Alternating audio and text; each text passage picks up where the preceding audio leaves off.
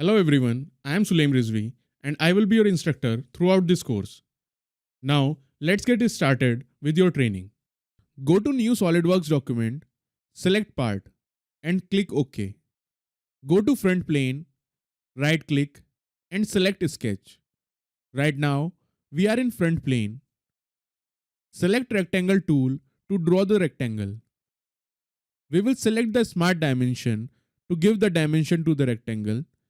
Select this line and give a length of 200 mm. Now, select this line and give a width of 100 mm.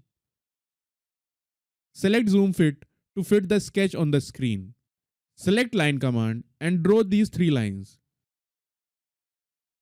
Select Smart Dimension.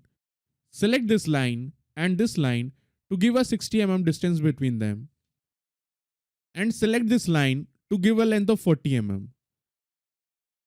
Select Trim Entities command and select this line to delete it.